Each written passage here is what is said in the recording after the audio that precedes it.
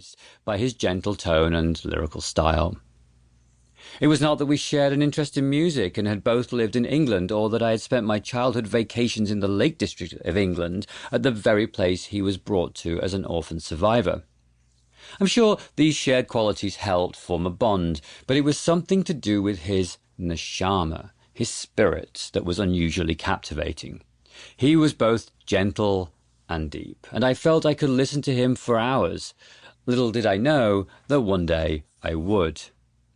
This book captures the story of Pinchas in his own words.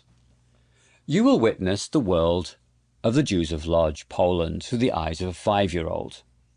The world of the Nazis through the eyes of a 7-year-old. The world of the Warsaw ghetto through the eyes of a 10-year-old. Majdanek concentration camp through the eyes of an 11-year-old. Slave labour through the eyes of a 12-year-old. And finally, liberation through the eyes of a 13-year-old.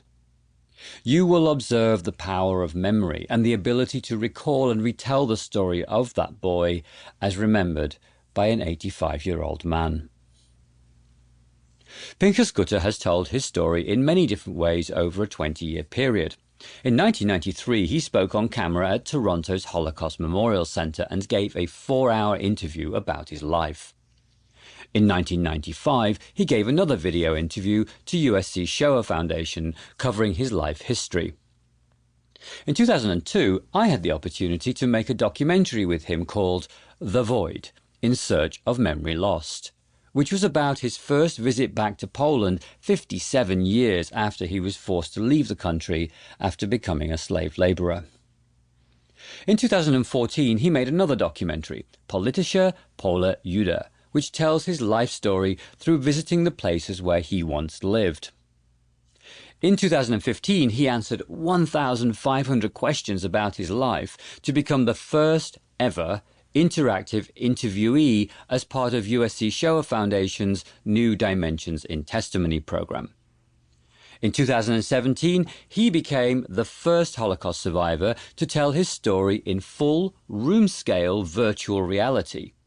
The VR piece, The Last Goodbye, allows viewers to join him as he journeys back to the Nazi death camp Majdanek and explains where he lived, including where his family was murdered.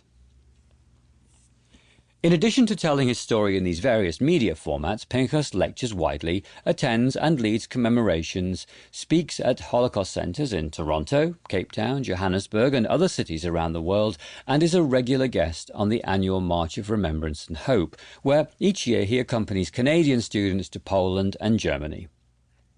Over the years, as Pinchas relayed his testimony, I had the privilege of being his friend throughout the process, documenting the way in which his memory unfolded, listening for many hours to the details about his story.